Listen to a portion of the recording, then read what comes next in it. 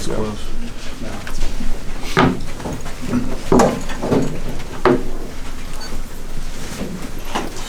Andrew? Coach, what were your general thoughts? One night in, and we've been in a good club that gave you guys a little bit of a battle. Well, I was really proud of our guys, because, UNCW was very physical. Heading into the game, we knew that they were a physical team, and,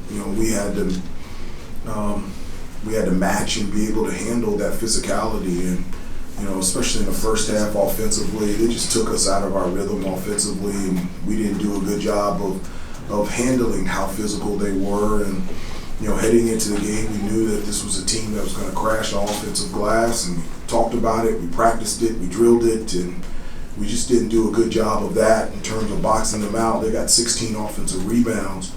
But I felt like the thing that I was really encouraged about was, number one, I've talked at great length about how good we have to become on the defensive end, and I felt like after the first 4 minutes of the game, we really locked in defensively. I told them a number of times in a timeout that I felt like, and I can't wait to look at the film, but I would say, 80% of the shots that they made were based off of our mistakes, from the standpoint of fouling jump shooters, going for pump fakes, not being in the right position, doing the opposite of what we had been taught and practiced in practice. But I was really proud of them overall defensively. I was really proud of them in the second half. From an offensive standpoint, I felt like we got really good rhythm. And when we needed to make plays on both ends of the floor, everybody stepped up. Was that physicality also showing up on your offensive glass? Because I know you made a point of emphasis rebounding a higher percentage of your misses. Yeah, I really think for whatever reason, it was a combination for our guys. They were nervous and they were anxious. I just felt like, especially on the offensive end, we were moving at such a nervousness, anxiousness type of pace that at times we couldn't even catch the basketball. And so I just, I know we have a veteran group, but it was a first game, and I just felt like it was a lot of it was a result of a combination of being nervous and being anxious. And I told them, I said, one of the thoughts of the day we always tell them is, Rome wasn't built in a day, but it was worked on every day. And I said, this is a great opportunity. We got to get to work and get better as a team.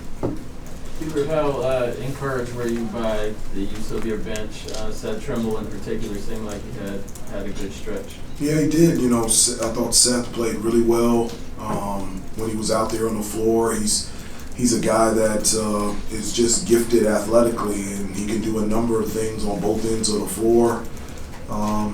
He's a really good defensive player. I know a couple times that he fouled shooters when he didn't need to, and then on the offensive end, he has the ability to be able to attack the basket and be able to finish. He was able to get that and one situation.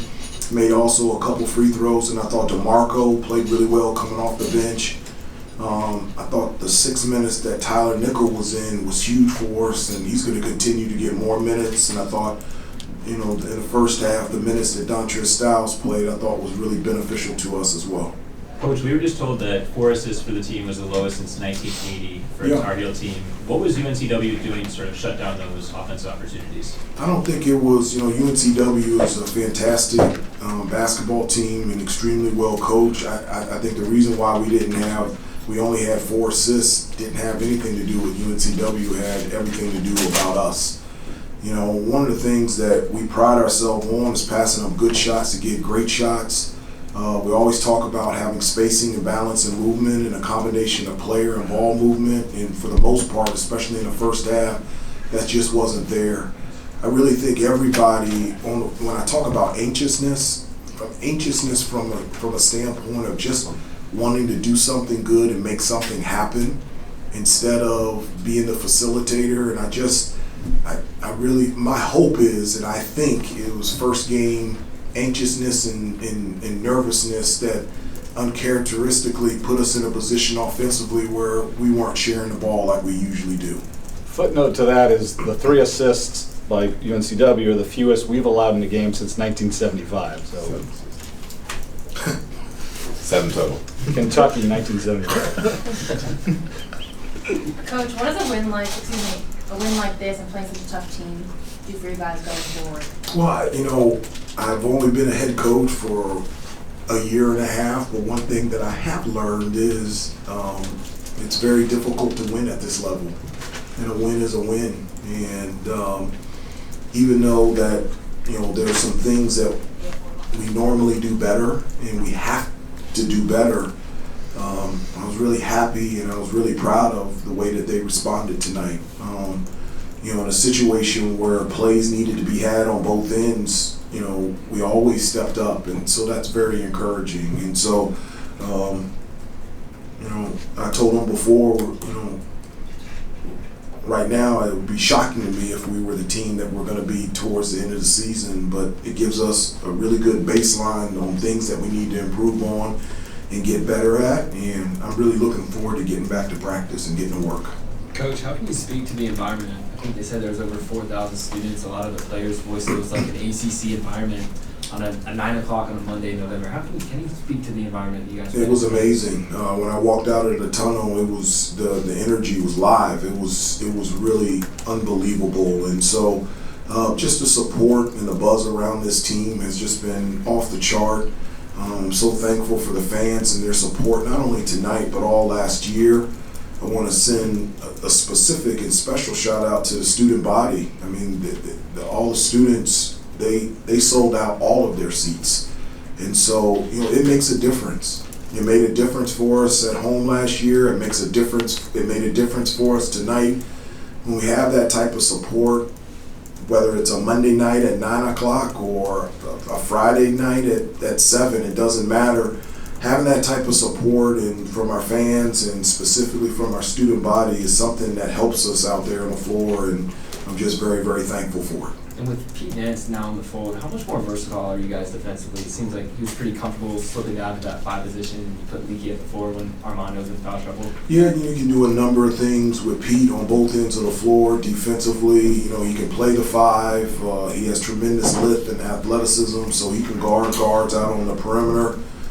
Just got to do a better job of getting him the ball. He only had 3 shots tonight, and this is a guy that can really score, dynamic, whether it's around the basket or shooting the ball from the outside. He's an unbelievable passer and screener, and so those are things that we've got to get better at and improve on. But Pete's an unbelievable player, and I'm very thankful that he's here, and he's a Tar Heel. It's super late, so 2 more, please.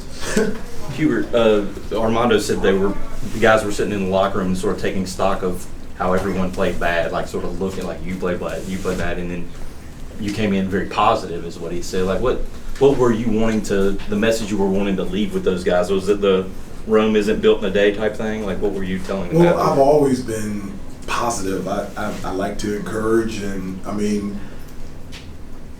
all of us, and including here, knows that we didn't play our best. And there's things that we have to get better at and things that we need to improve on. So to go in there and tell them things that we already know, I just didn't see a point in that. But aside from one of the things that I did tell them, I said, sometimes people have problems that they can't fix.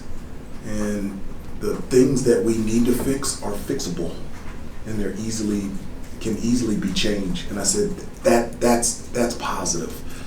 On the other end, we did do some good stuff, and so I was really proud of them, and just told them that we got to get to work and we got to continue to improve. But I love this group. I love being around them. I love coaching them, and I'm excited to do this year with them. Take 1 more. RJ and Caleb had, I think, 17 points each. It seemed like in the second half they were kind of trading back and forth with some of the big shots they had. How do you see the way they performed today fitting in the big picture of what you want from them as a backcourt this year? Well, they're one of the best, if not the best backcourt in the country. They're really good defensive players. I love putting multiple ball handlers out there on the floor so that we can handle pressure like tonight where UNCW, they had a number of different presses, and so when you have multiple guys that can bring up the basketball and also get our team into offense, that's a huge benefit for us. And so, with Caleb and RJ, they can make plays on the ball, they can make plays off the ball, and especially in the second half, I felt like their ability to create shots, not only for themselves, but just to penetrate and get into the lane was huge for us. And I was really happy with how aggressive they were, and I was really happy with their decision making, even though it didn't result in very many assists, especially in the second half. Thank you, Coach. Thanks, everybody.